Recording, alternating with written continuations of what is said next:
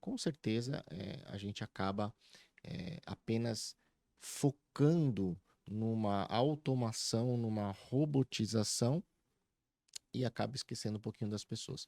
Qual que é a sua visão sobre a transformação digital?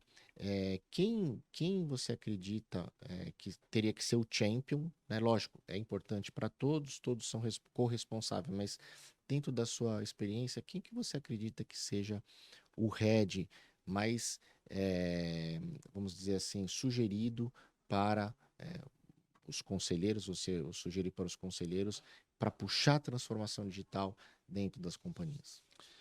Vamos lá. Tem uma parte que eu concordo plenamente com você. No meu livro, eu estruturo a transformação digital em quatro grandes aspectos, vamos assim dizer. Então, você tem um aspecto da mentalidade, como você pensar de forma digital, porque a gente não está acostumado a pensar de forma digital, a gente está acostumado a pensar em objetos físicos, né? Quem Uhum. é, talvez, geração Z, né? Ou está acostumado a pensar digital, né? Uma É. historinha rápida. Minha filha tem 8 anos, né? Outro dia ela me perguntou como é que abria conta em banco. Eu falei para ela assim: você vai no banco com seus documentos, né? Eles verificam se seus documentos são seus mesmos, né? Você faz um depósito, aí abre a conta, você vai receber documentos de acesso a essa conta, depois você vai ter acesso a um cartão, né? E eu expliquei como. E na verdade, eu expliquei, depois, quando ela fez a pergunta de volta, eu percebi que eu expliquei como era abrir conta em banco há uns 15 anos atrás, né? Uns 10 anos atrás, né? É. Imediatamente eu terminei de falar isso e falei assim: não, pai, você está brincando, não pode ser assim. E eu parei, refleti um pouco e falei assim: desculpa, filha. Na verdade, você baixa um aplicativo, você entra nesse aplicativo, digita seus dados. Ele vai fazer uma validação, né, que é Facial. facial para checar se você é você mesmo.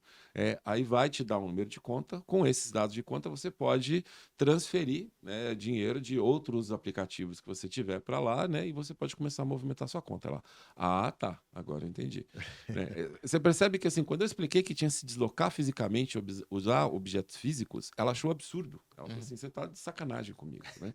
Quando eu expliquei o processo completamente digital, ela aceitou imediatamente. Ela já pensa de forma digital. Ela Uhum. pensa num mundo onde eu não tenho que me deslocar fisicamente e não tenho que usar objetos físicos. A minha primeira explicação, para quem é um geração X, geração Y, talvez, o pessoal fala assim: ah, tá, entendi, é assim que eu vou fazer. Né? E talvez o geração Y que está vendo isso, o millennial, falou assim: não, mas eu já sou digital. Meu amigo, já viu aquela trend do TikTok, né? Que pergunta pro geração Y, geração Z, como é que tira a foto? O Uhum. geração Y ainda faz o gesto da máquina fotográfica ainda. Ah, O geração Z faz o gesto do celular quando você pergunta tirar foto. O geração Y pergunta: como é que você atende o telefone? Ele faz o gesto de tirando o aparelho do é. gancho, né?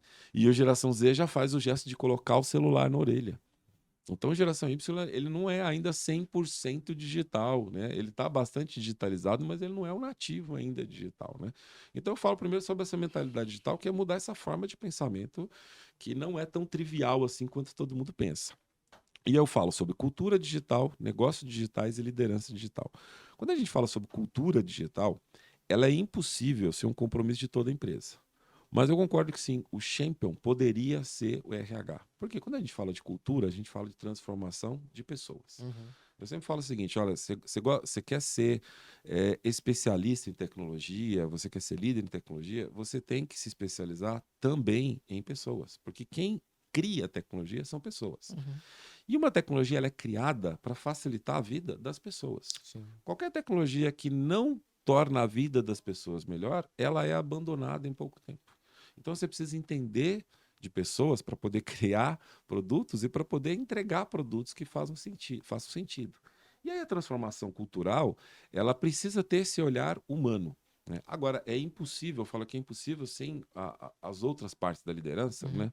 Porque quando eu falo, por exemplo, sobre cultura digital, eu falo questões, por exemplo, sobre transparência. Né? A transparência é você ter clareza, né? Tem o aspecto da privacidade dos dados, que é a transparência de o que vai ser feito com a informação. Tem uma época de transparência dentro da empresa, que é entender como as decisões são tomadas, né? Uhum. Uma coisa simples de transparência que está ligada à governança, né? A gente fala muito de metas, né? Agora, dentro das empresas, você perguntar para qualquer indivíduo, ele sabe qual é a métrica do trabalho dele? Olha, eu colaboro para essas metas através desses resultados que serão medidos por essas métricas. Esse indivíduo não tem essa clareza. E esse é um problema de governança. E esse é um problema, muitas vezes, de carreira, de perspectiva. A pessoa ela não entende o que é muito comum hoje em dia. A pessoa às vezes pedir demissão porque acha que ela não tem futuro na empresa. E aí quando ela vai pedir demissão, o pessoal fala: poxa, a gente está pensando em promover você.